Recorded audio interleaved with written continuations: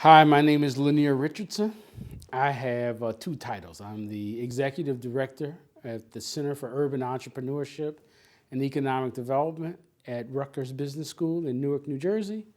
And I am CEO of Chicago Trend, a MacArthur Foundation funded social venture in Chicago, Illinois.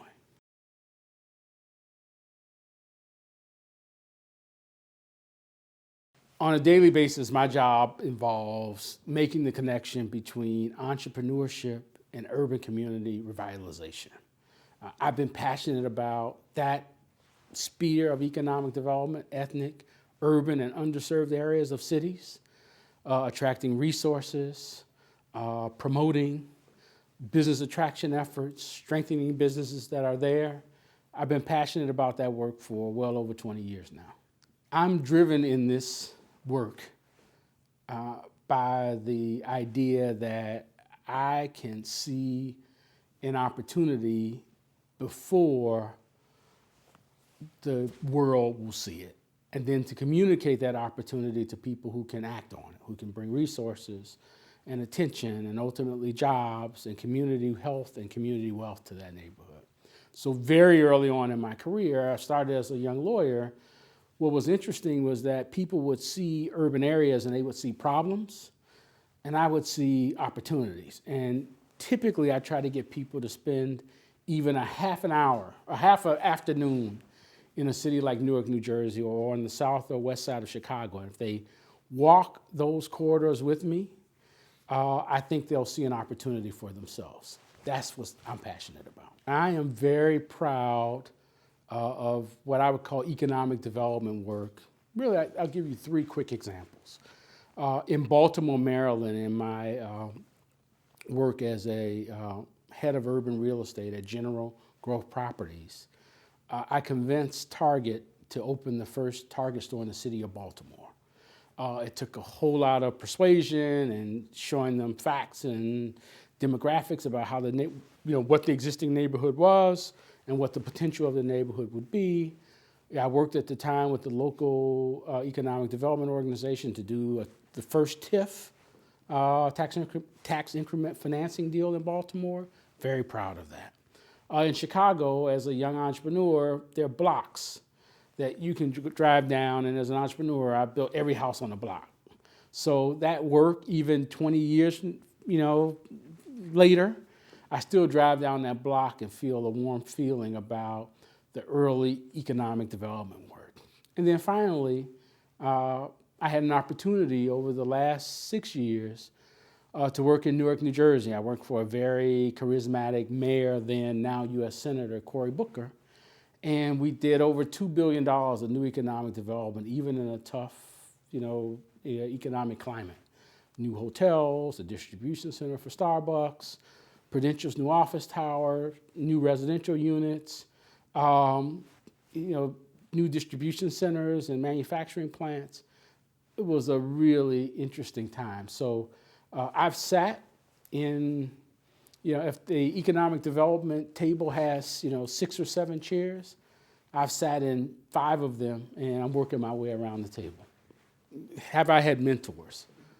Early on in my career as a young entrepreneur, I won a pitch competition.